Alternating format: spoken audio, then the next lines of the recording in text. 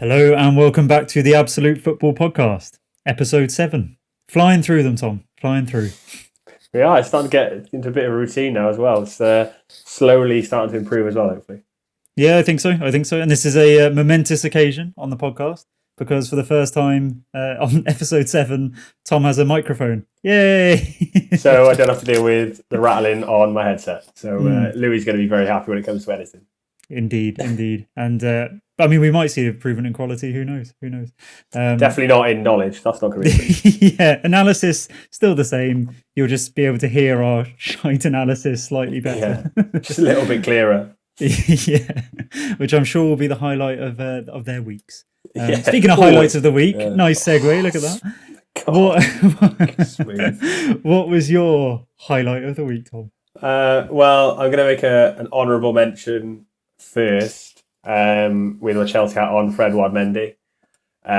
2 games, 2 clean sheets after what we talked about last week with goalkeepers and Chelsea starting every game 1-0 down. So I've back-to-back clean sheets. Him to have played 3 games, 3 clean sheets is just huge. I know we drew 0-0 and it was a boring game of football. Big save though. Big save from Marcus a couple of Rashford. big saves.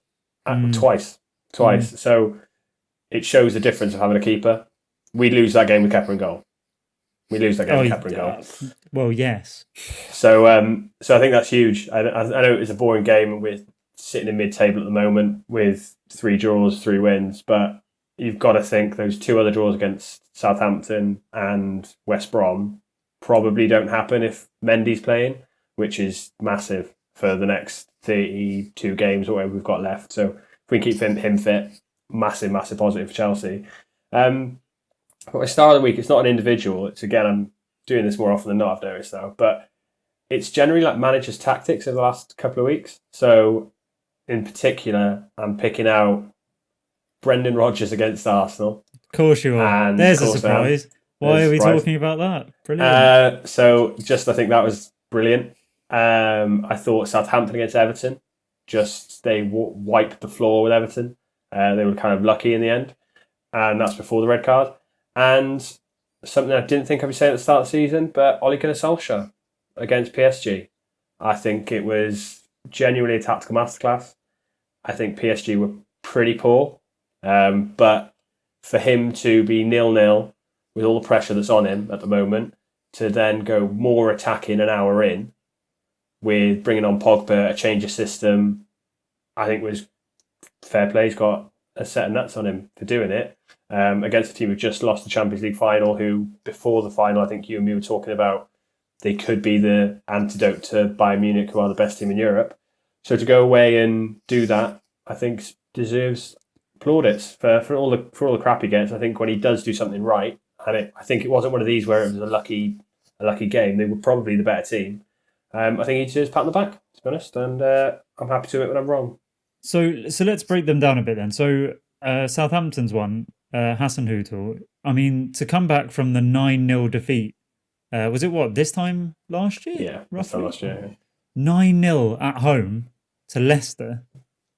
To come back and then rebuild the team, and ever since that result in general, they've been a much improved side. And then particularly the way they've started this season. I mean, he deserves huge credit for that. Yeah. Because you'd expect a lot of managers at that point to be, questioning their own tactics, their own methods, thinking that they're just not cut out for the Premier League, probably resigning. You would, it's not the first you've seen of it. So I think that's a, huge credit to him for coming back from where he's from. I think there was a stat that Southampton are the 3rd best team in the league since that game, or since the turn of the year after City and Liverpool. Incredible. Or most points gained, or something along those lines, like one of those type of stats. And he's done, like you said, since they got that absolute battering, they've been a different beast. And in all honesty, most clubs would have sacked him, I think, after that, because they were in the bottom 3 and it's not what they were looking for. And he hadn't had a great end to the previous season. But yeah, I think, they wiped the floor with Everton. Everton didn't look in it at all. And considering they've been so impressive at the start of the season, maybe it's just sort of reverting back to where they should be. But I thought Southampton were fantastic, personally. Yeah, no, me too. And then going on to the Ole one, is it not the same thing that we've spoken about before many times, where we just say whenever he needs a result, big surprise, Man United players dig in and pull something incredible out of the bag? I want to say that, and I think the way that Champions League football is set up suits the way he wants the whole counter-attacking, him wanting to play that way, because PSG did still have 60% possession. But he did make a change that did affect the game in a positive attitude, and the only goal they conceded was an own goal. The only thing then on the back of that, you think, okay, you've just done that. Tuanzebe probably man of the match against PSG. You haven't played him since. I don't know if he's been injured, but you haven't played him since they did Colchester in January. So why not? Okay, they kept a clean sheet. Lindelof was pretty good against us, but it seems a bit weird that he hasn't had any game time.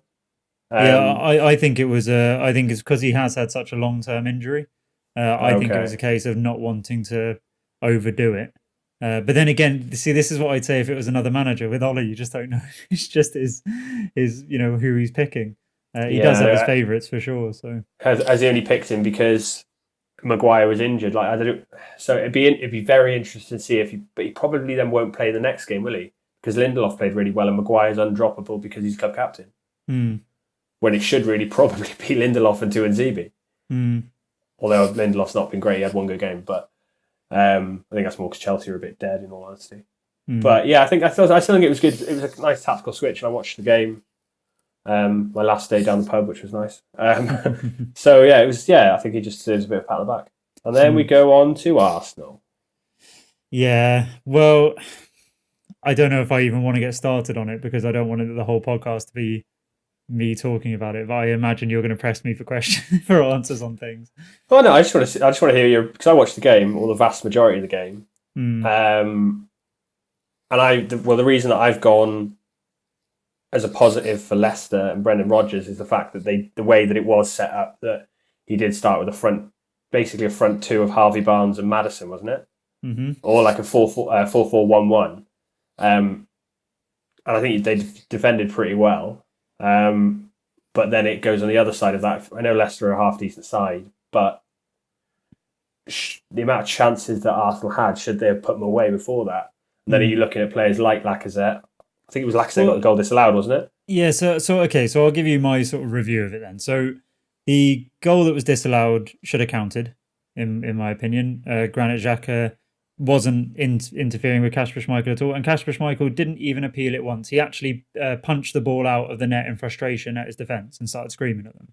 Yeah, he had no issue with the goal at all, and that kind of tells you everything. I think more than whatever anyone's looking in the part, you always know from a player's reaction on the pitch. I always think that, unless they're a very good actor. But yeah, so he wasn't bothered about it, and he's not a quiet keeper. So if he wasn't bothered about it, then I just think there was nothing wrong with the goal. And there's all sorts of things I've seen online of technology where people are saying they've looked at the goal from his view as if he was looking at the sort of corner coming in and everything, and they can see that Granit Xhaka just is behind him. He's like nowhere near him. Never in his eye line. Never in his eye line. The only thing exactly. I thought when I saw it first time round was it almost looked like the ball changed the way it was spinning a fraction as it goes past Granit Xhaka. So I don't know, does it touch his knee like a feather? Oh, right, okay. Does it feather off his knee is the only thing I saw. Because I agree. Right, and if it did, then offside. Fair enough. But I think that should have counted, and obviously then you've got a bit of a different game because Leicester set up, like you say, I think they actually had 3 centre backs because Christian Fuchs I think tucked in to play the left centre back.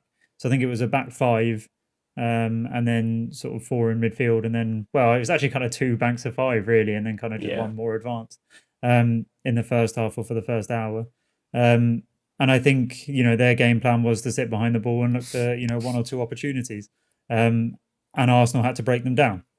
If Arsenal had broken them down in the 3rd minute, which, we did, then it becomes a very different game. But aside from that, we created chances, not an abundance of chances, but we created chances that should have been scored. And you're absolutely right. Lacazette is just not good enough to be a top team's striker. My personal opinion is that Giroud is more effective and was more effective than Lacazette is. And I mean, I think that's backed up by, if you look at the national team record, Giroud is the starting striker. Lacazette doesn't even get in the squad. And everyone at the time was, fuming, saying that, Deschamps has no idea what he's doing. Well, clearly he does because Lacazette is, exactly. And Lacazette has not done it for Arsenal now for the past, 3-4 seasons or whatever it is. So he's always shown glimpses, but never consistent enough. So, and he had an opportunity that, I'm sorry, you're 3 yards out, head in front of goal, and he closes his eyes and the ball goes past his head. You just can't do that.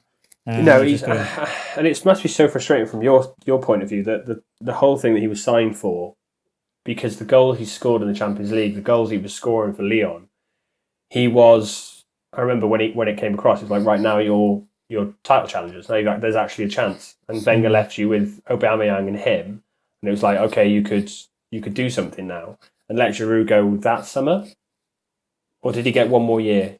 No, Giroud went in the January that we signed Aubameyang. So this is the thing, right? Wenger knew immediately that Lacazette was a mistake, because Wenger splashed out to sign Lacazette in the summer, and 6 months later splashed out big money to sign Aubameyang, because he knew that Wenger. Lacazette wasn't. No, it's not Wenger at all. And it's because he knew that he was not getting the goals and was never going to get the goals, that needed to replace a Sanchez contribution at the time. Yeah, which at the time it was. Yeah. So, it's never quite worked out for him, and he's not good enough to be our leading number 9. But, we've had a lot of change in the summer. There'll be a lot of change, I imagine, in January, a lot of change next summer as well. We're going to lose some games. I am disappointed to have already had 3 losses this season, in Liverpool, City and Leicester. Not bad teams to lose to, though.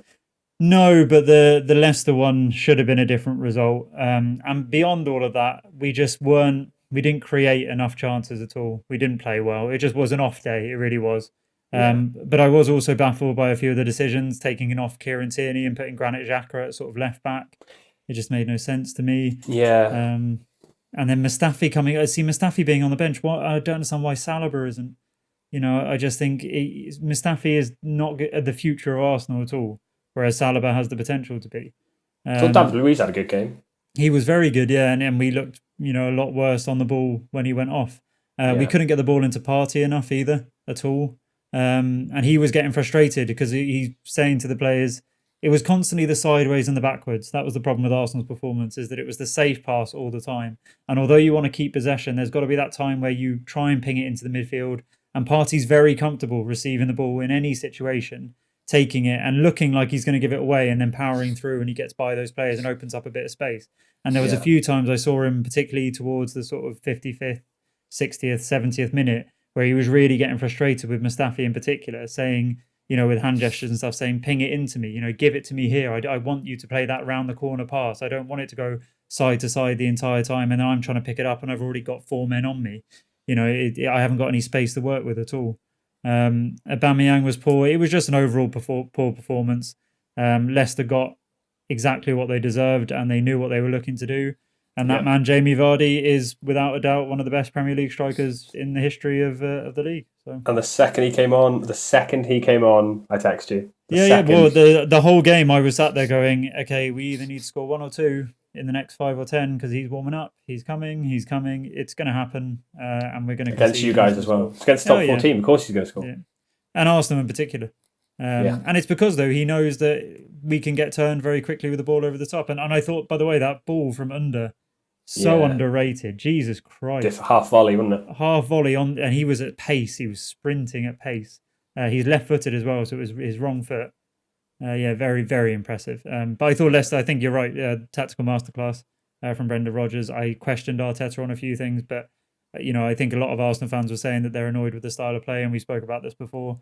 It's not going to change for another 2, 3, 4 transfer windows because he's not got the squad to do it with what he wants to. So get used to it, I guess. Yeah, only on the Lacazette thing, the thing that has always confused me is if you've got, and we've spoken about it at the start of the season, arguably one of the best strikers in Europe, in Aubameyang, who is just a goal machine. When you've got the players around, surely there's a way of getting him. I know he likes to play out wide a little bit, but surely that if those chances that are dropping to Lacazette drop to Aubameyang, they go in. Whenever he's one-on-one, he's one of those players, isn't it? That you're like, well, there's a goal. So I find it a bit strange from a manager's point of view. Why not try and play him number 9? Similar to, I guess, how Chelsea are doing with Werner. We are playing him number 9 when he could play out on the left. And it just seems like such a waste to have him playing out wide when you've got players like Saka. Maitland-Niles could play one side. I understand at the moment Willian's injured, I think. But there must be a way of figuring a system out to put your best player in his best position. And that's, I guess, from an Arteta point of view, it just seems a bit strange. Yeah, no, and I agree with you. I think I've always thought that Aubameyang actually plays better from the left. I know that he's naturally a number 9, but I think in Arsenal's system, but maybe I'm thinking of an Emery system, when no one played well in any position. But in an Arteta system, when you're right, when there is so few sort of chances, but the ways the chances come are sort of fox in a box, balls across the face of goal, all of that sort of stuff, poacher goals. He would sort of fit a number 9 in that system quite well. And it does surprise me that he's not just sort of... Because Pepe, when he's had a run of games, although not racking up the numbers, if you watch the whole game, he creates a lot of chances from nothing. He causes a lot of chaos as well, I think. I think there's just that element of panic. And also, Bukayo Saka could play on the left. And Pepe on the right. Pepe on the right and Aubameyang through the middle. And the other person that we've got coming back from injury now is Martinelli, who, is a generational talent, and that's not my words, that's Jurgen Klopp's words. And, although he's young and we don't want to say, he's the answer to all of Arsenal's problems for Aubameyang to go into the middle, I think the thing that Arteta worries about is the work rate on the wings. And the work rate of Aubameyang as captain and as an experienced player is very high. And I think the only person who can probably match that and even exceed it is Martinelli.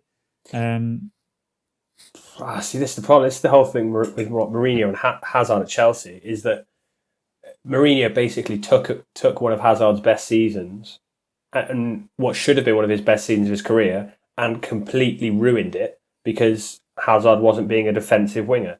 You've got to have players like that going the other way.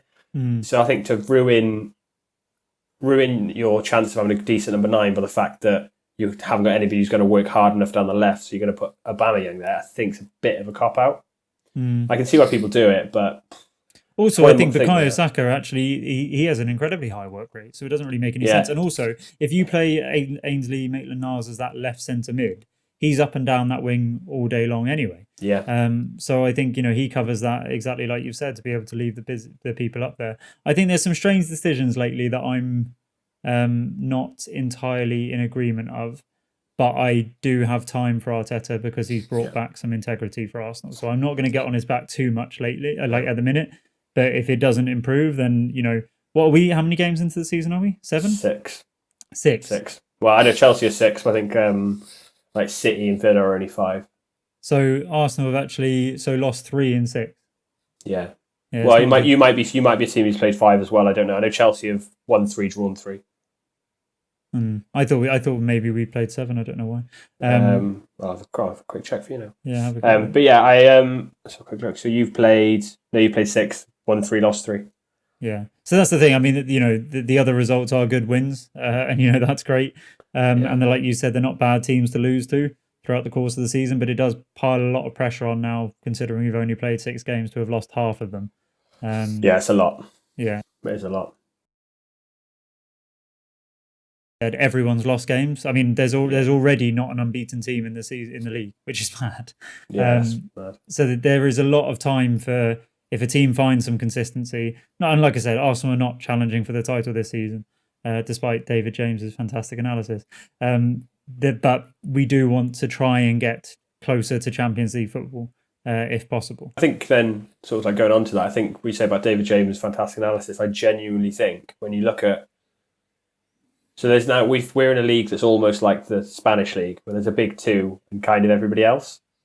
For the last 3 years, it's been the same.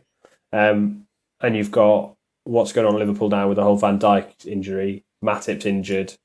I know Firmino scored the other on Saturday, but they struggled against Sheffield United, who could have possibly had a second pen, and there was a shout for a third pen. I know Alisson's back, that helps, but so they're weaker than they were last year. Man City at the moment have got Laporte out still. Aguero's now injured himself again. Gabriel Jesus is out. So then, and we saw on the weekend again, they drew with West Ham, that they're going to constantly be dropping points. So it's one of those seasons, like when Leicester won it, there's going to be somebody who's going to come close.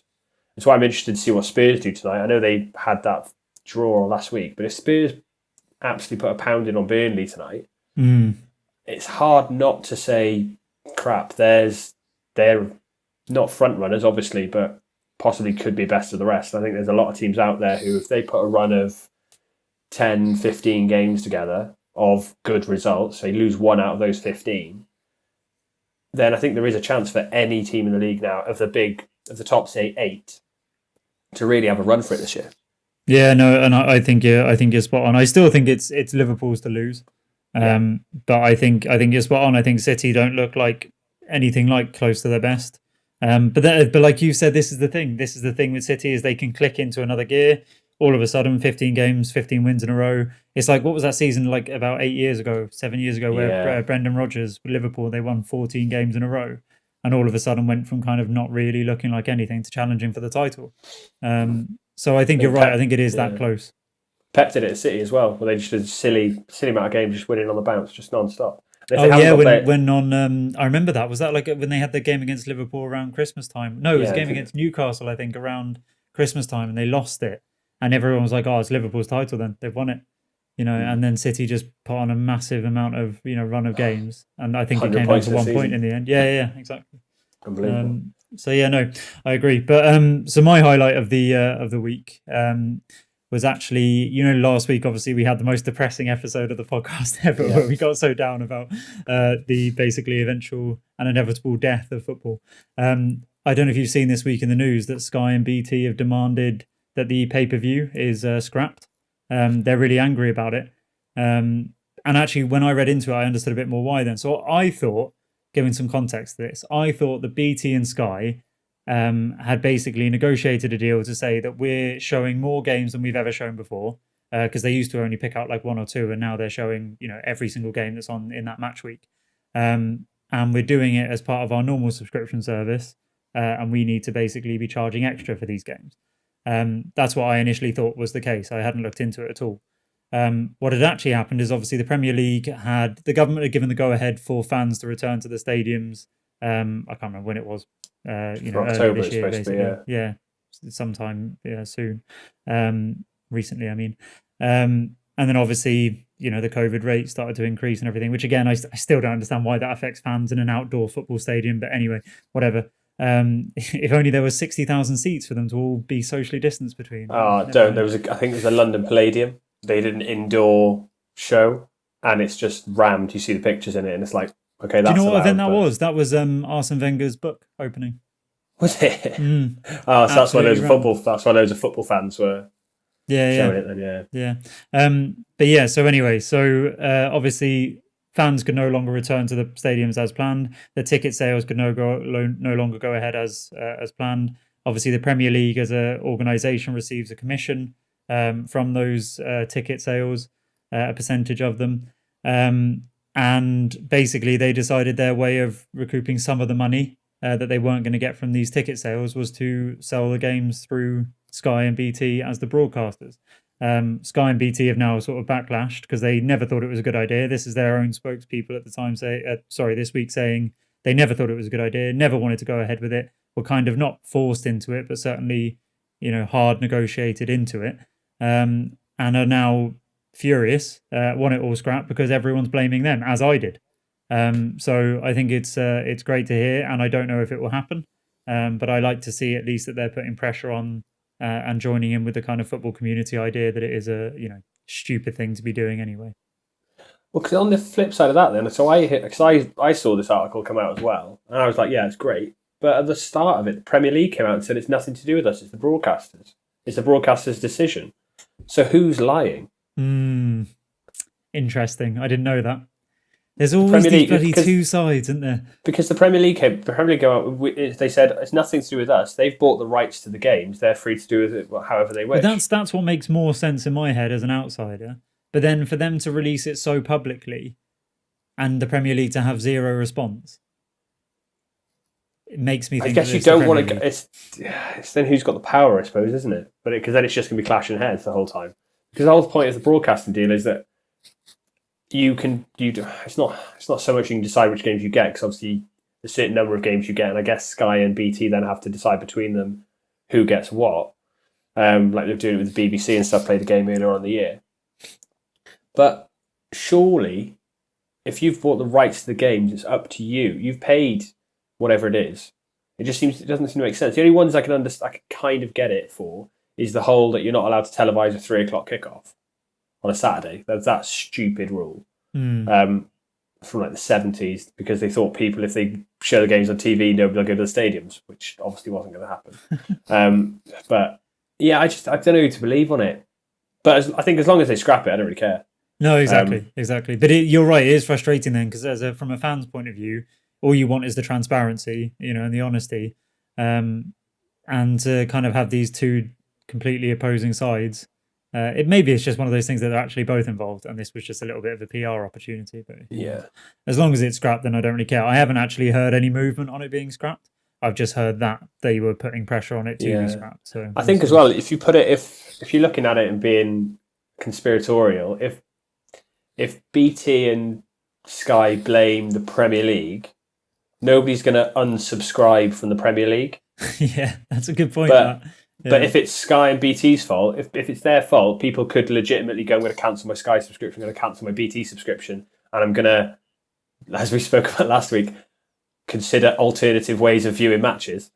So maybe it's a PR stunt from all three of them to go, well, yeah, you're so right. They're not going to stop watching the Premier League, but they can stop watching BT and they can stop watching Sky pretty sharpish. Yeah.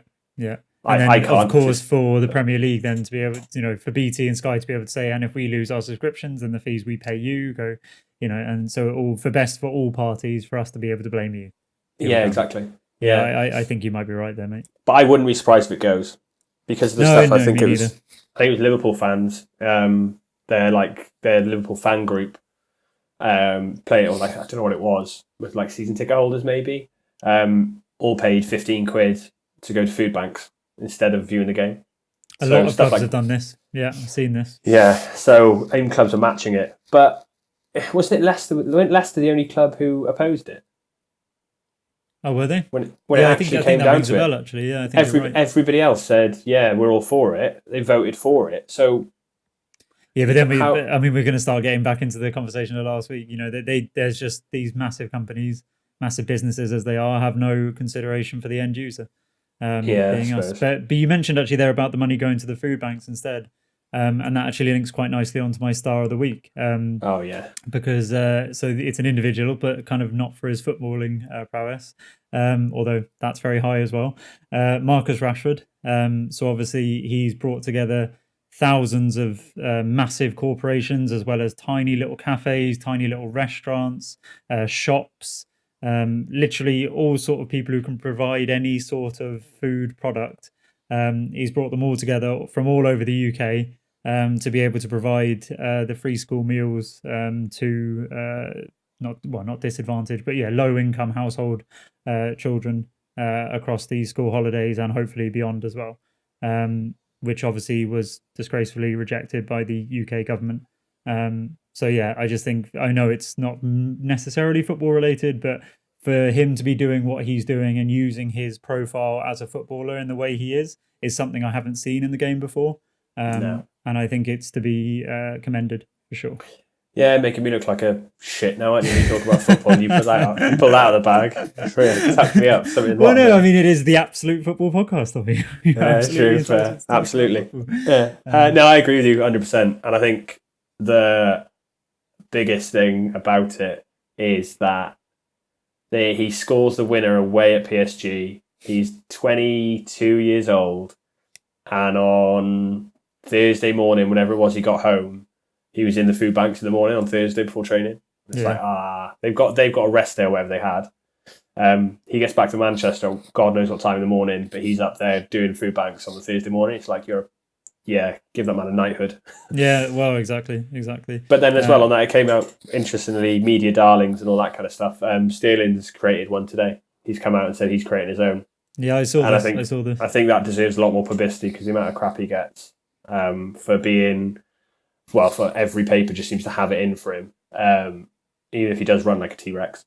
But I still think it's the hate he gets and the amount of negative publicity he gets, and it's so ingrained into people, and they hear his name. Shauna hears his name and goes, "Oh, what's he done now?" And I go, "He never did anything. No, he's never done anything wrong." But that's like, so she's a non-football person who's just seen that many stories about him that she goes, he's obviously has a negative influence on other people, which is completely wrong. She obviously now knows this. exactly. But so I think you're right. He needs far more publicity. And I think the two of them, it's so brave. And so footballers are sort of taught, and I don't know if that's changed over the years, but they were always taught when sort of you look at the previous era, the previous generation, to kind of just be the yes and no's in the interviews and keep yourself out of the, the public eye and everything. But I think doing the opposite, not saying keep yourself out of it because obviously everything you do is so wrong, but to say to them, go out there and show all the things that you can do.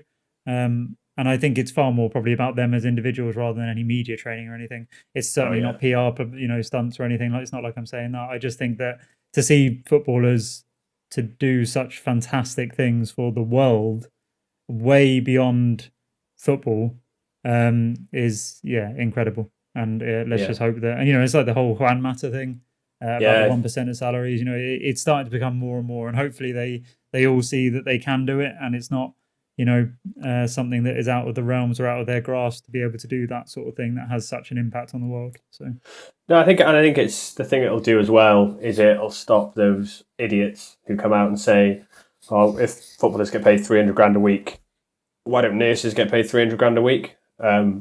Both of our girlfriends are nurses as well. There's a caveat into that. But nice caveat, nice. Yeah, that's got to be mentioned, isn't it? Otherwise, I'm getting ripped apart. Mid COVID, nurses should be paid nothing. But that's the title of the episode. Right? Yeah, I know. Yeah, scrap the NHS. But no, it'll be good for people to then finally realise, okay, that these people are on stupid salaries. But on the flip side of that, think of the tax revenue they bring in, and then further into it. Is you've got people like Rashford and Sterling who are starting charities and stopping child poverty. I think it's only going to do wonders for the I know it's PR, but it's not PR. It's going to the way people look at footballers. Yeah. So I think it's huge kudos to him for what he's doing. I think it's just top draw. Yeah, absolutely.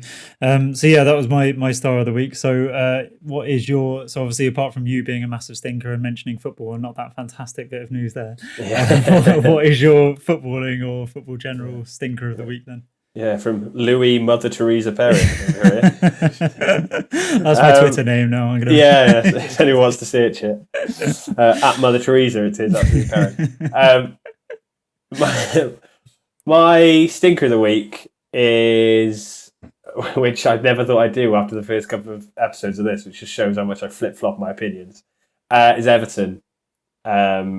It not so much that they got played off the park on Sunday, which they did, and it was a close offside that should have had them down 3-0 after 39 minutes. But it seems like things are, not the wheels are coming off, but it's just like things like there's a lot of two red cards and then the Pickford incident, and they sort of just kind of tried to kick Southampton off the park a bit. It felt like I don't think Dini's red card was a red card. Yeah, I thought that was unlucky. He clearly just was running and then just actually it looks so bad in slow-mo as well. Yeah, it does. Yeah, and I've got him in my fancy team, so double reason to be annoyed. Have you ever seen that video of the defender who, I think it's a women's game, where she knocks it past her opponent and starts to run past her, and randomly this defender's laces gets tangled in her laces, so there's no contact from the two of them, but the laces tangle and trip each other up, and it's given as a penalty, and the player's like, I literally didn't make a tackle. My laces tackled her. I didn't go anywhere near her. It's one of the maddest videos you'll see. Laces part of your body. Exactly. Forgot something with VAR offside where your left. Yeah, exactly. Yeah, your laces are offside. Yeah. Oh, don't get me started. Tried my hardest to avoid VAR this week. Oh well, I haven't, so don't worry. Carry on. Oh, there we go. Good. Because you're going to go in hard on that, I bet.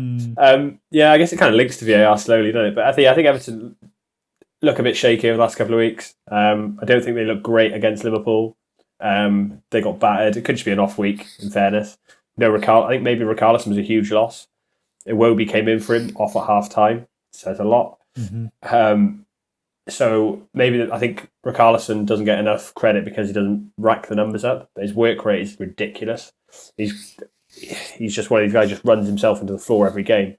So without him, now without Digne, Pickford being a bit wobbly, they didn't have Andre Gomes. Yeah, okay. He wasn't at fault for any of the goals, Could have done better on the first one. It Could have done went better on the through first him. one. Yeah, he could have done better on the first one. And then obviously Andre Gomez didn't play on the weekend, so maybe things are slowly starting to come back to reality and a little bit of normal.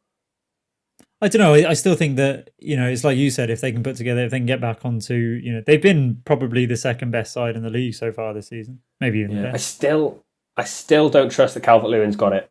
I still you don't trust fluctuate it. between like he's the best number 9 in England. No, I said it. I said it at the start of the season that I think it was the very first episode that I don't think they're going to do anything if they've got Calvert-Lewin at number 9. And you looked like a right knob for 4 weeks. Yeah, because exactly. Still, but I just don't know. He's incredible in the air. We haven't seen a player like that since probably Andy Carroll, who's that good at his leap is ridiculous. I think it was the stats that when he jumped for the goal against Liverpool, when his forehead hit the ball, he was 7'3" in the air. Bloody hell. So he's got a hell of a leap on him. I just don't really trust him with his feet. Yeah, I mean he had 7 passes in the whole game. Yeah, I just don't think he's very good. He's good at what he does. I don't know if he's going to be the guy who's going to get him into the top 4. And I think he's like that Javier Hernandez thing. It's like, just don't get involved in the build-up. You fall over, you look weird. just leave it alone. And then when the ball goes out wide, get in the box because you sniff goals. Yeah, you find the right place to be. Well, actually, Javier Hernandez is much more of a goal scorer than Calvert-Lewin is. But Calvert-Lewin, once he's in the box, like you said, he's very difficult to stop. So, Yeah, so I think maybe that's my stinker of the week. I think it's kind of a bit more of a reality check than a stinker. But I don't think there was no calamities, and I wanted to try and not say VAR. Okay, well, that's good. Well done. My stinker of the week is VAR. There we go. Actually, one decision in particular. What do you think? Can I go first? Yeah, go on. Yeah, because I bet my decision is go on. So on Saturday, the football was on, and shortly after, there was a big UFC card. Khabib Nurmagomedov, known for choking people out, retired 29-0. Respect. Retired. Yeah, nice. Great fighter. And he'd have been proud of Harry Maguire's technique against Chelsea. An RKO out of nowhere. My Christ. I watched the game, it doesn't really seem to get reviewed. There's a couple of replays on it, and it's like, And then they spend 10 minutes checking if N'Golo Kante has stroked Rashford's ankles. I don't understand. It wasn't even like, fair enough if it's like, the ball was nowhere near them. And it's like, it's not even a key foul. And it's like, okay, well, it was just going on at the back post, bit of handbags, right? A little bit of, headlocks, a little bit of RKOs. So what, right? It happens, fine. Right? It doesn't, anyway. A little bit of choking a man unconscious. Azpilicueta's got the wrong side of Harry Maguire. Completely. Harry Maguire is, awful defending. Has allowed a 5'3" right back to get in front of him, basically, right? He can't take the fact that this tiny Spanish man is about to beat him slab head to the head of to the ball and head it in. And it's literally as Azpilicueta, he's like rose above Maguire. Maguire's completely flat-footed, has no chance. He's about to just nod it in, like beautifully timed header. Maguire just like fucking bear locks around him and just drags him to the floor. One arm around his neck, one on him under, drags him to the floor. Like, how was that not given? Like I said, if it was back post, not anywhere near the play, was never going to affect play, still then you'd review it, but, not a big deal. He's literally about to nod it in. He's like on his way up and you can physically see like the way that he's on his way up and then he's just completely locked and stopped and dragged down. I don't get it. No idea. Absolutely you must have been furious.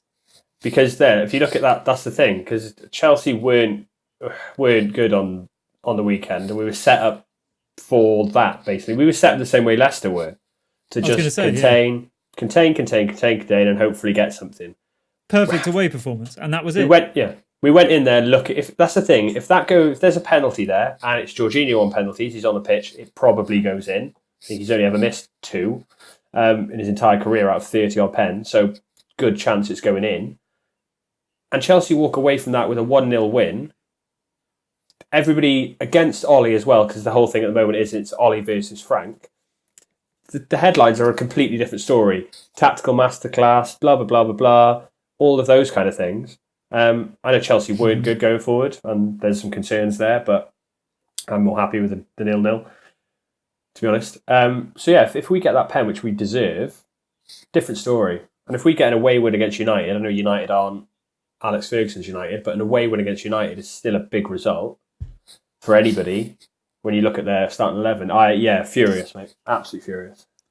Well, and we've already touched on the Lacazette header. It's just every week, isn't it? It's just every single game. week there's something with VAR. It's every game. Every game, the Digne red card. You go, although you can understand it looks awful, you can see anyone who understands football, even a little bit, can see that he hasn't meant to do that. They're literally just running, and he's taken a stride, has stood on his leg, completely unintentional. But then the commentators of that game were like, "No, it's a stonewall red card, dangerous play." I know. I don't know. I don't understand how we fix it. And like you said, we've talked about the sort of appeal where the managers can sort of appeal decisions, and the game carries on, and they sort of make their not presentation, but make their sort of argument to whatever official it is, and then see if they can get it overturned or whatever. I don't know how to fix it, but I just think in my opinion, there is not enough decisions being referred to the on-pitch referee. It should be there to help him, not decide for him, unless it's black and white. And when it's not black and white, he has to be, consulted, and he has to go and view it. He can see that if he went and looked at the screen, that Granit Xhaka is not in the way of the referee, in the way of Kasper Schmeichel. Yeah. He can see if he goes and reviews the Harry Maguire Azpilicueta that it's that moment. It's not like it's a little bit of handbags and then he's managed to out-wriggle and then he can't reach it because of that. It's that he's on his way up to head it in and he's literally thrown back down. He can see that. Anyone can see that. So it needs to be, in my opinion, more decisions need to be referred to the referee in the game to go and look at the screen. And I know that everyone's saying, there'll be more stoppages and everything like that, but it's not for that long, particularly when they go and look at the screen, it's far quicker. I don't have any stats on it, but I bet if you did a study on it, the amount of time it takes for the people who are making the decision in Stockley Park compared to the amount of time it takes for the referee who looks at the screen to make the decision, I bet it's far quicker for the referee on the pitch to make the decision. The only problem when they do it, that does take so long, is it goes to VAR first, and then sometimes VAR seems to go, you should have a look at this. And then, so they look at it for 3 minutes, and then the ref has to then go, look, why not go, right, this needs to be reviewed. We're going to review at the same time as you look at the screen. Yeah, good idea. So we can look, good idea. We can look at the same images at the same time, so it halves the time it's going to take, and then we have a consultation. But as is in rugby, it seems to be the best sport that uses it, and the best way to deal with referees is whoever the referee is, you're the one who's getting paid more money, you're the one who's got the decision on your head, you've looked at it, they've looked at it, between you can't decide, my decision is yes, that's a penalty, or no, it's not a penalty. Or with the offsides, things like Salah's offside and Mane's offside, so this week and last week, is that's too close to call. I've looking at the video, and that's too close to call attacker's advantage. Which is what it always was when we were growing up, it's benefit of doubt to the attacker. Yeah, of course, because it's entertainment. We want to see more goals, don't we? Yeah, and this is what, funny enough, you say that. Gary Neville mentioned in commentary that he said you're going to start getting to the point where the best referee, like for example, he was saying the best referee in the English game at the minute is Michael Oliver. And he was saying you're going to start getting to the point where Michael Oliver shouldn't be on the pitch. He has to be in Stockley Park because they're the ones that make the decisions. And it can't be like that. Yeah.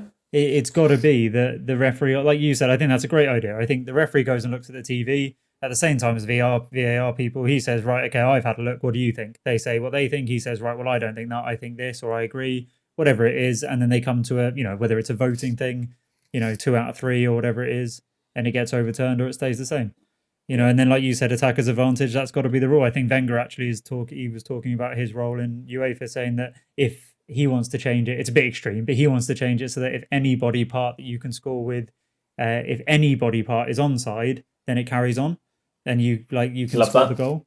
So so basically your whole body can be offside, but your toe can be onside, in line with the defender, and that counts as you being onside. But it's going to happen the other way then, isn't it? Yeah. You're still dealing with it on that line. But I think because the problem is, if people still treat offside as they do now, the amount of times that you see it where people are running and it's just because they've leaned forward. I still think if your feet, it should be your feet really, I think. If your feet are behind or in line with I was always a forward-thinking player when I was playing. As long as your feet are in line with the defender, I think you've timed the run well at that point. It's when you go too early and it's quite obvious. But I think if you've got, I almost think it's like an intention to stay onside. that you kind of deserve a bit of a bit of backing. I'm all up for like 7 5s as well, just to put that in there. Yeah, exactly. Get what you pay for. None of this You just want to win nil-nil the rubbish. fantasy Premier League. You just Mate, if I'm paying Kane 15 score quid 8 for a goals a game. if I'm paying 15 quid for a game, I want it 7-6 every week. Yeah, that's it. No, you're dead right. I don't disagree with you at all. So yeah, no, look, I think without it becoming a whole VAR thing again, there's got to be something change with it. I like that, and as you said, it probably would happen, and it has happened. Do you remember we were talking about the handballs earlier on in the season? And you said it will be like the whole grappling in the box. It will eventually sort of die down. They'll be given more sort of leniency to make the decisions themselves. Which they have. That has happened. Like Robertson. But I think that the VAR thing hasn't really... It's kind of just been an implement and we'll stick with it. There's no sort of change to how the process works since it's come in. And I do think they need to look at it because it's just every game, like you said, every week, every game. And I think what you've suggested there is, it makes perfect sense. Why wouldn't you do that? It certainly takes too long already. So it's well worth a trial to see how long it would take, if it would take any longer or bigger stoppages in the game anyway. It's just a shame. Yeah. It's just got boring now, isn't it? That's the thing. It's got boring to talk about it because it's every week, and you don't. That's the last thing we want to be talking about is this. You want to be talking about spending time talking about Edouard Mendy and the difference he's made for Chelsea, which we sort of brushed over. As an example, or like we've brushed over the job that's getting done down at Southampton. We haven't really spoken about Dean Smith last week because the whole time gets taken up with all of this nonsense off the pitch and all the VAR stuff, and you then get disheartened with it, and you don't get a chance to actually speak about the football, which is the whole point of it. And then that is the issue, actually. That's a good point you mentioned there, because anyone listening would probably think that we can't wait to have a go at VAR. I don't want to talk about VAR. I want to talk about football. But there's such big decisions every single week that are wrong that we can't not talk about it.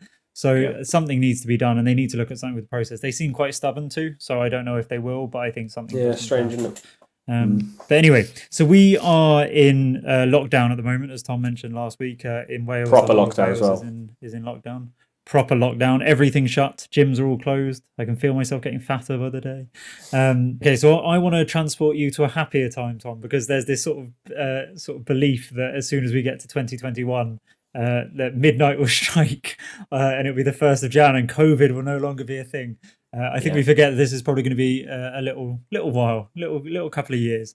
So I'm going to transport you way in the future. Okay, we're going into 2025, and more importantly, this year it was cancelled, but the Ballon d'Or in 2025.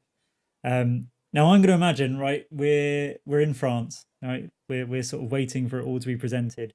There is a podium. What, we're there? We're there.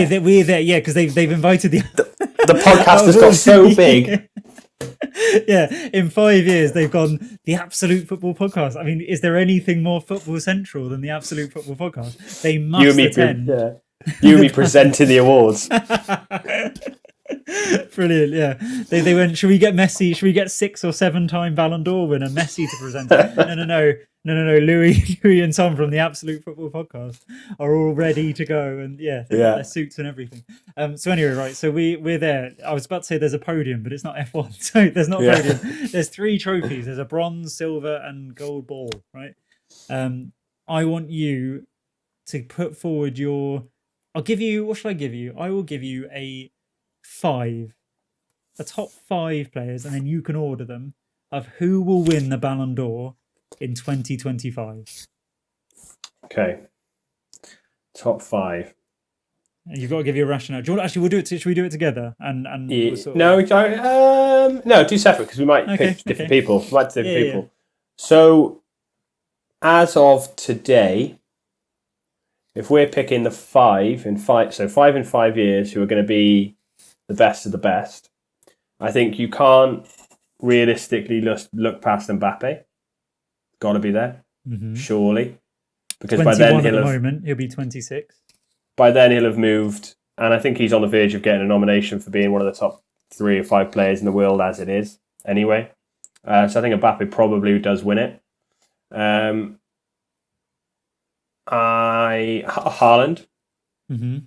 I think if he carries on as is, just his freak. Well, see, the thing is, right? It's whether he carries it on. Maybe it's for the winner more so than anything. But for the winner, a huge part of it is domestic success, but also international success. So Mbappe is such a prime candidate because he's already won a World Cup. France have such a phenomenal squad. He's probably going to move to Real Madrid, which is usually where the sort of winners come from, the Real Madrid, the Bayern Munichs, the Barcelonas. Actually, I tell you what, just a little side topic while we're on it here now. If the Ballon d'Or hadn't been cancelled this year, who's winning it? Lewandowski. Yeah, Lewandowski. Okay. Yeah, sorry, I mean, that's just not... And he's been robbed of it. I think that's so ridiculous that it's not going ahead. I don't even understand why that's not going ahead. That wouldn't have even been hard to coordinate, virtually. No. I have no idea. But anyway. Doesn't make any sense. He scored a hat-trick again on the weekend. Yeah, I know. He's just incredible, isn't he? Yeah. So I think Haaland... Go on, sorry, I'm going to have to cut you off there. I've just looked at his stats. He scored 10 Bundesliga goals in 5 games this season. Yeah. Just silly. It's not even shocking. It's just like, Lewandowski things. That's what he does. So with Haaland, I think the thing with him is obviously whether... Because he's Norwegian. Norwegian, yeah. Yeah. And they have a good young squad, by the way, Norway. But it's about whether they'll do anything on the international stage to really elevate him to be a winner. Or if he does enough on a club stage. Because that's the thing at the time. You'd never know. In 5 years, it wouldn't be surprising for Mbappe and Haaland to be in the same team at Real Madrid. Frightening, right? That is frightening. Okay, so you've got Mbappe and Haaland. Go from there. One that probably people won't probably think of. I think Kimmich. Mm-hmm. I think How Kimmich old is he now? 25, just checked. So he'll be 30. Yeah. And then if we're looking at this in 2025, it's not a World Cup year, is it?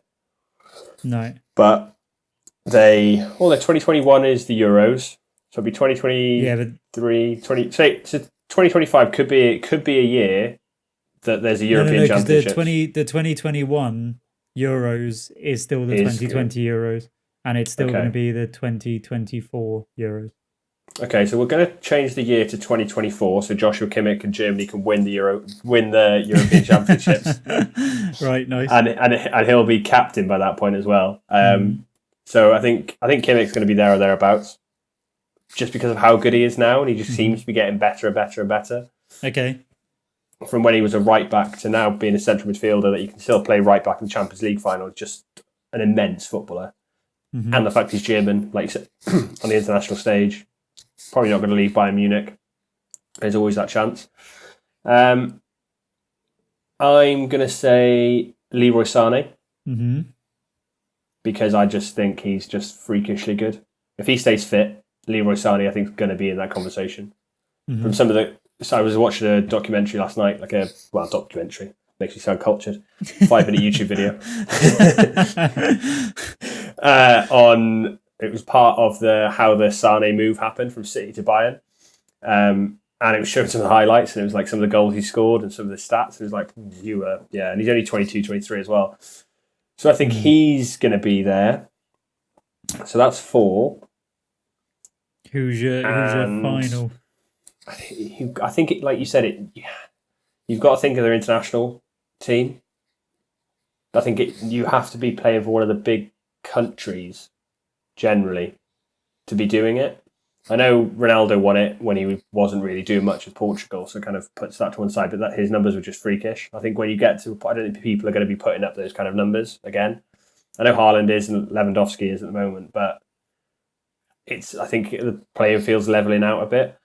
So I think it's going to come down to if both of you scored 35, 40 goals in a season for your club, and then you've scored 10 in qualifying for your country, and the other person's only scored 2.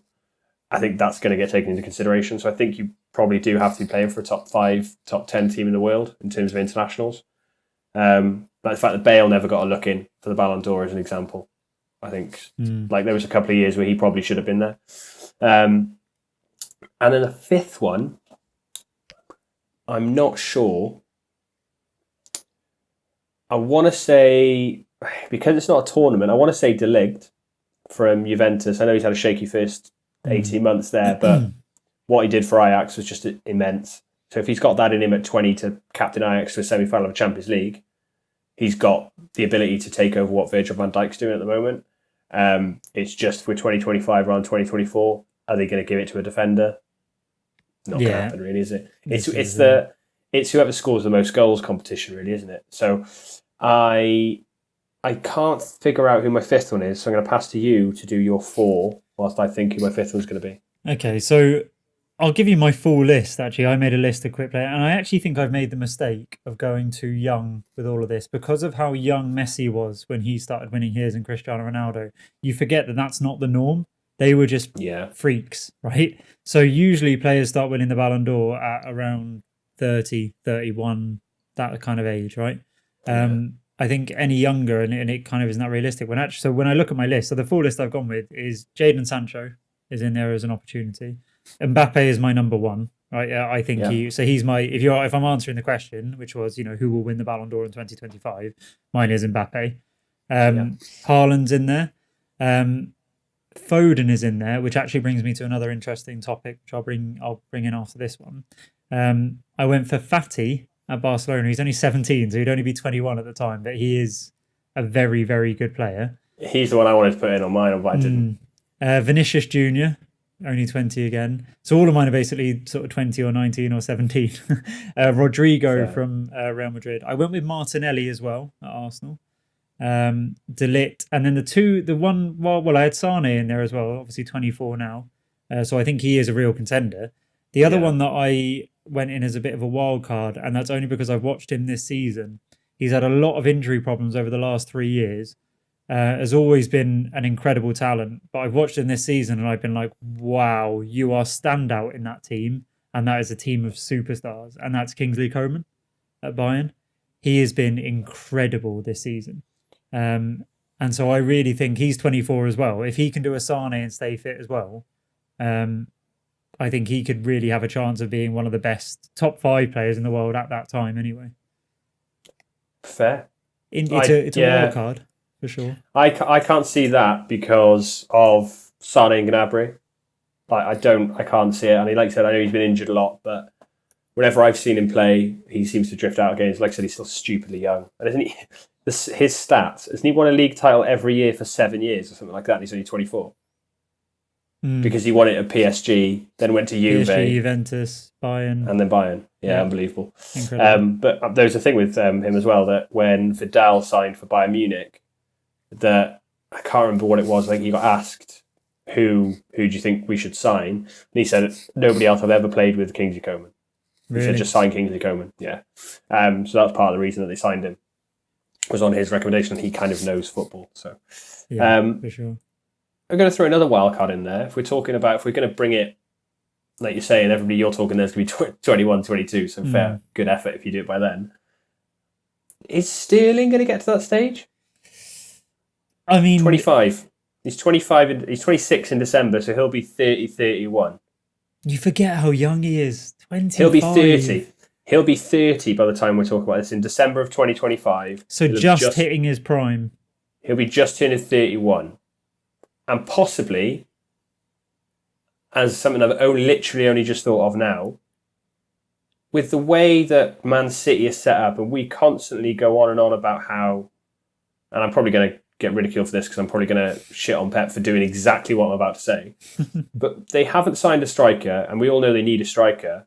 Aguero's just been out for 4 months, played 45 minutes, got injured again. I think we can all agree Gabriel Jesus isn't good enough to be their number 9. With Sterling only being 25, does he drop in and become a striker for City? He knows the system in and out. Could he play down the middle? In that system, because he does. A lot of his goals are hanging around at the back post. Yeah, but sneaking in from wide. I've watched him a few times. Pep has tried to play him central quite a few times, and it just doesn't. It doesn't click yet. I'm not saying it wouldn't happen because he's only 25. So, of course, and he went from a pacey winger who had 0 end product to, I think he had 52 goal contributions in 2019, one less than Messi. Absolute madness. Who had 53.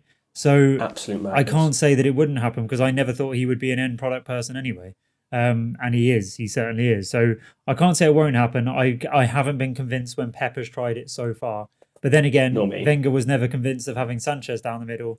And when he did play down the middle, he was fantastic. So it's one of those. It would be interesting to see, particularly when you realise how young he is, how much experience he already has in the top level of the game. You wonder, is he going to still be playing for Man City at that time? Is he going to go for one of the elite clubs, which I know City are, they are and they're becoming, but I mean the Real Madrids, the Barcelonas. He is someone who is that good. He could. I wouldn't say he's going to walk into that team, but at the moment, he walks into a Barcelona team. He walks into that Real Madrid team now. At the moment. Oh yeah, which is mental if you think about it. For how lucky we are. I purposely didn't put Sancho in, just because I didn't want it to be us not really thinking about foreign players. And I know Sancho is that good, but he's only really done it for a year and a half at Dortmund. So I'm like, I don't know. Whereas Haaland's different for me because of how many goals he's scored and how he's just hit the ground running at Dortmund and still scoring goals now. Whereas absolute animal here. Sancho seems, exactly, and done it against Liverpool in the Champions League at Anfield. Like those kind of games, you're thinking, okay, so that's where he's in mind. But I'm gonna chuck Sterling in mind then. I'm gonna chuck Sterling in mind because he's probably one of the, at the moment, there's probably 5 players or around 5 players who are worth that, which is silly, like 200 million sort of figure, and he's probably one of them. It'll be him, Kane, Mbappe. I mean, one person we haven't mentioned who will only be 32 at the time. Well, no, if it's 2025, it'll be 33. But if it's 2024, 32 is Neymar. Do you think he'll ever get to that level? I think we said it. I think I said it when it was one of my first ever stinker. Just there's something not all there. He should have been the type of player because he plays down the middle really for PSG. Mbappe plays down the left. Neymar against United, he should have taken that game by the scruff of the neck and won him the game single-handedly. And he didn't. And he didn't do it in a Champions League final, the biggest possible game. It does make me think that maybe if it was a World Cup year, then possibly, because he's about to break Pele's record for Brazil, which is nuts. His international record is ridiculous. Well, he's about to have scored his 4,000th goal for Brazil or something that Pele claimed. Yeah, including 5-a-side goals. In any yellow kit. I was wearing yellow socks. It counts. For anybody who doesn't know, Pele counts every goal he scored from the age of about 4 until he retired as his actual professional goal. Do you remember? That just reminded me. Do you remember we went to uni with a guy called Sean who kept a record of his 5-a-side goals? Do you remember that? I do. That's just reminded me. Spreadsheets. He had like spreadsheets of his like kickabout goals. It wasn't even 5-a-side. It was like his kickabout goals down with his mates. Love to see it, mate. You love to see it. I love that commitment to football. If you don't record it, you can't improve it. No, very true. But yeah, he's about to beat Pele's Barcelona record. So, Pele's Brazil record. So it's one of those. Is he an underrated player? But I think he might win one before then, just because PSG will win something and Brazil will win something. And he'll be captain of Brazil, drag him to a World Cup and get player of the tournament or something like that. So he might win it that year. I don't know if PSG will win something. Well, like when Cannavaro won it the year because he was Italy captain and got player of the... Same as James Rodriguez probably. Yeah, but that's because Real Madrid had also won the... No, they hadn't won the... Had they won the... They hadn't won the... They hadn't won that year. So I think there's a massive... Like when Modric did it, the only reason he won Ballon d'Or that year... that was a joke, wasn't it? Because don't get me wrong, I love him as a player, but it was a joke. But that's because he was player of the tournament at the World Cup. There is a sort of publicity thing to it as well, isn't there? And Neymar very much fits the bill of that. Yeah, so I don't know if they would, because there is the politics behind it, isn't it? It's easy to give it to certain players. So I don't know. 2025, I think if Neymar's going to win one, it needs to be the next couple of years. But again, did you say is he 27 now? 28, I think. 28. He should, you're right, next 2 seasons. But this is the thing, I don't think he stays at PSG. I think where does he go though? Yeah, but if Barcelona if their president gets, which not if he does, when another one gets elected and he has to step down, there's a massive rebuild there. And I think, as Messi's successor, Neymar will come back in my opinion. And I think if then he does something with Barcelona and then does, and I'm talking massive numbers, goal scoring wise, assist wise, and then does something with Brazil, I think he does it there. I don't think he wins it at PSG. I just don't think they're elite enough. Yeah, I think the problem you've got is their league, and just we'll get crap for it, but the whole like Leon did beat Man City in the Champions League, and we do just call it a farmers league, but it's not a good league. No. It's just not a good league. I was watching PSG highlights from the weekend Yeah, me too. against was it Dijon? Dijon, yeah, and Dijon, by the way, Yeah. should have won it. They Yeah, had that but many chances, and then they just some got of to the the final bit. defending, The finishing, it was the awful. finish was so bad. So yeah, probably neither of them probably win it. It's when Mbappe goes to Real Madrid, isn't it? Yeah, Mbappe at yeah, Real Madrid. Let's be honest. If we're going to pick one, that's what's going to happen. Yeah, because he does just he's just so good. yeah, He's just okay, so good. If our answer to that question, then we both agree who will win the Ballon d'Or in 2025. We're saying Mbappe. When it happens, by the way, we'll still be doing this podcast because we both said that we're not stopping this because it gives us a chance to talk about football for an hour a week, which is class. But when that happens, we've obviously listed out a whole load of players here at the minute. So when it happens, I'm looking forward to doing a Ballon d'Or special where we look back at our 2020 predictions. Live from the ceremony, mate. Yeah, exactly. Yeah. And here's a clip from 5 years ago where we made our predictions. We always knew you'd be a player. So World Cup winner, Champions League finalist. I always had faith that you'd come from nothing to win the Ballon d'Or. I have that eye. I really do. Footballer's eye. Okay, but that leads us on to a kind of interesting subtopic that obviously we won't spend too much time on. But when do you think, or who will be, if there is another one, a Prem Ballon d'Or winner? Who will be the next? I do like Phil Foden a lot. Every time I see him play, here's a wild card for you. Yeah, I think he's got to be a wild card. Wait, I've got a wild card for you. The prediction we made last week that Harry Kane goes to one of the elite. I haven't even mentioned Harry Kane. He's only about 14 as well, isn't he? He's quite young. Well, how old's Harry Kane? He's 26, isn't he? Is he? He's 27. He's just turned 27. Still, he's 32. Yeah, but if he's still bloody playing for Spurs, he's not going to bloody win it.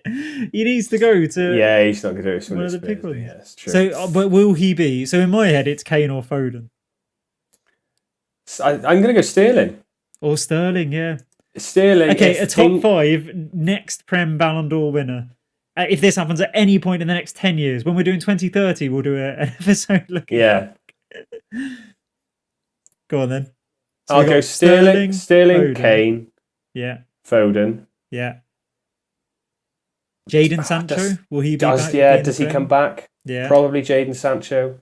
Are we going English or, well, we could just say English then, I suppose, rather than Prem, because you don't know who's going to move into the Premier League, do you? Because Haaland when he's playing for City, Mbappe when he plays for Manchester United. That's a good point. English. Well, United Kingdom, the nation. Yeah, okay. Yeah, of course. So we'll go those. That's 4. So Kane, Foden, Sterling, Sancho, and one other. Should we get? Hang on, just to make it more accessible, more sort of the other nations. Let's bring them in. Scott McTominay. What about Michael Obafemi from Southampton? Yeah, come on, let's be realistic. I'm Welsh and I'm not even going to enter into that conversation. Oh, okay, fine. Chris Mipham from what's his name? Mondondo, plays for Schalke. Okay, no. So okay, realistically, yeah. I don't know who else there really is. Then past that, I don't, because it's a bit frustrating that the best player in the world always has to be a goal scorer. It just does, doesn't it? Yeah, because if you were doing just footballer, you'd say Trent, wouldn't you? No. Go on then. I guess if Trent goes into midfield, which is apparently rumoured is about to happen anytime now, once they get Nico Williams into the squad properly. Go on, Trent as a midfielder. Yeah. Trent is that's what I'll go for, just because it's an easy out. Yeah, nice. Yeah, I'll be at 25, 26. He'll have won his 6th Champions League by that point. Or do you think, okay, here's another one then. Do you think that it's basically because of what it's for and it's so much more glamorous when it's the Barcelonas, the Real Madrids, the Bayern Munich? Do you think that until Man United get back on that level, that we're not going to have another Prem winner? So where did Van Dijk come the year? Van Dijk's a good one. Did he come second or third? I think he came third. So, he did, didn't he? But he should have, it was one of those where he could have won it. It's literally, it's whoever wins the Champions League, whoever wins the World Cup, isn't it? That's all that matters. Holland have got a good team, you know. That's all they care about. All they care about is who wins Champions League and who wins the World Cup, because that's what they make teams out of. Tom Van Dijk. Although he's out now for the whole season, so, you know, another year. Yeah, it could be next year. Could be next year. So if he comes back next year, they win it again. So they lose out of the group. Say they get kicked out of the round of 16 this time, and then he comes back in full force next summer, stronger than ever, quicker than ever. He's only 30. Van Dijk to win a Ballon d'Or in 2022. Nice. There's a podcast prediction. Good. There we go. Good stuff. Right. Okay. So I understand. That apart from us just talking nonsense there and telling our own story about what will happen in the next coming years, I understand you have a story for us this week. I do, and I'm going to get it up quickly because this is my favourite football story I've ever heard. Oh wow! Okay. And I don't even know if it's true. So all of cutting edge news on the podcast, ladies and gentlemen. All of my body and soul wants it to be true because there was an article written about it on TalkSport, and I'd heard the story a couple of years before this TalkSport article. So the incredible story of how Watford boss Nigel Pearson once fought off a pack of wolves by gouging out one of their eyes. It is bloody true. It is true. Let me inject it into my veins. Give it to me, Tom. So, Stuart Pearce has revealed an incredible story about his time with Nigel Pearson, was nearly killed by a pack of wolves while on holiday. So, to put a bit of context into this, Nigel Pearson, famous football hard man, the starter of the Leicester project, which people don't give him enough credit for. He's the man who kept him up the season before they went on that mad spree and won the league. His favourite thing to do in the off-season is to go on walking holidays in Transylvania. And this story gets more unbelievable every time I speak. But he goes on walking holidays in rural Romania, in Transylvania. And on one of these walking holidays where they were renowned for having wolves and bears, he got surrounded by a pack of wolves, backed himself up against the hedge to stop them getting behind him, and gouged out one of their eyes, broke another's jaw, and then managed to get away. He knocked out and killed a wolf with his bare hands in rural Romania. So I don't know if this story is true, and it sounds very unbelievable, but if ever you get into an argument with any footballer, whatever you do, make sure it's not Nigel Pearson, because he's gouged out a wolf's eyes with his bare hands. So that's my football story of the week, just to put a bit of fear into everybody who is ever going to be managed or has been managed by Nigel Pearson. I mean, I like Centre Parks. I don't know about the rest of the world. I don't think that's a relaxing holiday, personally. What, Eastern European wolf fighting? I mean, come on. I've been known to Google it. I would not go on a holiday there. Do you want to go punch for punch with a wolf? I mean, no. I wouldn't go punch for punch with a toy wolf. I'd come off second best in that scrap. So, but yeah, that's my quick little football story for the week is Nigel Pearson, football hardman. That is incredible. Yeah, that is apparently true. Incredible. Yeah, well, I've heard that, and I've heard that it's true as well. So, I mean, it's good enough for me. I believe it. Fair enough. Yeah, I know. Is what it is. Okay, so you'd never guess who that was in that story. Yeah, but we're going to play a little bit of guess who our end. These segues are fucking dreadful. Mate, you're getting good at this. You're getting good at this. Give yourself some credit. Give yourself some credit. So we've got a bit of a switch up this one, right? We're going to do one where I'm going to tell you a little bit of information, like when you did with me, and I got that incredible Rodrigo guess. If anyone hasn't heard this or hasn't played this game before, we played it in a couple of podcast episodes. I think maybe episode 4, I think. Yeah, maybe 4, yeah. It might have been 3 or 4. But go back and listen and play along at home. I had a fantastic guess. I was well impressed with that. You've just given one away, haven't you? What do you mean? You just said your brilliant Rodrigo guess. Well, yeah, so but they don't know. They don't know like the whole context of it. It was incredible. So we're going to do one of them, and then we're going to do a little bit of a different one. The second part of it. I'm going to be a footballer. I can only answer yes or no, and Tom has to whittle down who I am from that. Okay. So the first one. Are you ready? Have you got your pen at the ready? Yeah, pen and paper ready. Okay. I played for 6 teams in England and nowhere else. I played for my country 75 times but never scored. And I never won the Champions League. Do you want to have a guess without the players, or do you want the 4 options? 6 teams in England, 75 times for your country, never won the Champions League. And never scored for my country either. And I played nowhere else but England. David James. Close, but no. I shouldn't have said that now, because now you're going to know from the fucking No, it's fine. Okay, so Jermaine Pennant, Mark Schwarzer, Sol Campbell, or David Seaman. So first one was Jermaine Pennant. No chance. Mark Schwarzer. Possibly. Sol Campbell.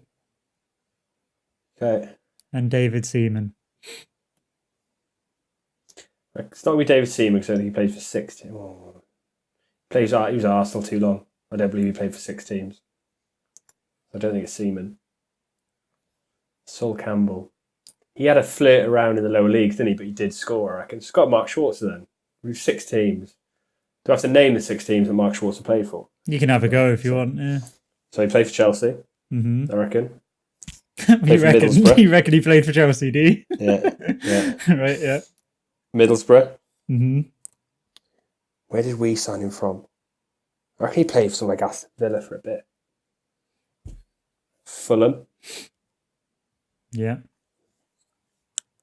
Who else did Mark Schwarzer play for? I reckon there's somebody really random. It might be like a newly promoted team or something there. But I don't think I'm getting another 2. I reckon that's 4. Are those 4 correct? In terms of teams he played for, yes. But Mark Schwarzer is not the answer. Oh, is he not? No. David Seaman is. It is. He played for 6 teams in England. Apparently so. I'm actually just going to Google it now. Oh, it's like youth teams or something, is it? Can you imagine? Yeah. So if it is. Leeds, Peterborough, Birmingham, Queen's Park Rangers, Arsenal, and Man City. They are. To be fair though, Leeds was none of them were loans. Leeds was a youth career. Peterborough played 90 times for them. Birmingham 75, Queen's Park 140, Arsenal 405, and City 19. Because you forget when he went to City, he was like 43 or something. Yeah, he did when he played City. I remember when he played City. Yeah, That's really annoyed me now. Mark Schwarzer then, it's just out of curiosity. What England teams did he play for England? He did play Fulham, he did play Middlesbrough, he did play Chelsea. Not Aston Villa. Not Aston Villa. No, I was thinking he went to Leicester after us. Oh, of course he did, yeah, I forgot Leicester. Played for 5 English teams as well. Close. Okay. Ooh. What? The Marconi Stallions is where he started his career. Oh, yeah. Big team. So the next one then, it's Guess Who. So I can only answer yes or no. Go. Okay. Are you male? Yes. Yes. Are you a footballer? Yeah. Yes. Got to get out of the way, you never know. Did you play the majority of your career in Europe? Yes. Okay. Did you play outside of Europe? No. Okay. You've got the Wikipedia page up right in front of you, haven't you? So yeah, trying to remember if one of the countries is in Europe. They're going to go Outstanding effort. Outstanding effort. Geography's not my strong point. Have you ever won the Champions League? Yes. Okay. Were you in Italy when you won the Champions League? Yes. Ooh, hello. How did you get that? Was a banging question. Well done. Out of the blue. I don't know what it is, but all of me wants to say Clarence Seedorf. Okay.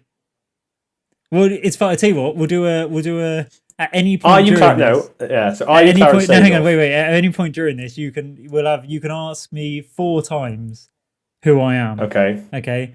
Clarence Seedorf, no. Not Clarence Seedorf. No. Just because I love that man so much. Seen the shape on him now? Yeah, incredible. Absolutely shredded. when you won the Champions League, were you playing for AC Milan? Yes. Okay. Doesn't really narrow it down. I was going to say, actually, I was like, wow, it's like he's in my brain. And then I realised that at that time, they're the only two. It can only be them. Have you played football professionally after the millennium? Yes. Okay. Did you start your career after the millennium? No. Okay. So that's probably going to be part of that Milan team then. So... Well, considering I just said that I won it when I was... Yeah, no, so I know, but it's going to be that Milan team, isn't it? It's going to be that Milan team. Right, yeah, one of the European team. players. So I need to think of a way of distinguishing between all of those players now. Were you a defender? No. Were you a midfielder? No. Were you a striker? Yes. Okay. Okay, you have to guess now. You've had quite a lot of questions. Striker, Milan, Millennium. Won the Champions League. Are you Italian? No, hang on. You got to guess a person first. Inzaghi? No. And no to the Italian, obviously. Oh, now you tell me. Now you tell me. So, okay, so I've guessed two. That's two out of the way. You got two Did more you ever guesses. play? Did you ever play in the Premier League? Yes. Is it Hernan Crespo? No, you've got one more guess remaining. God damn it. Playing the Premier League. When you won the Champions League, you're playing in Italy. So he's won the Champions League with AC Milan. Yeah. That was one of the other questions.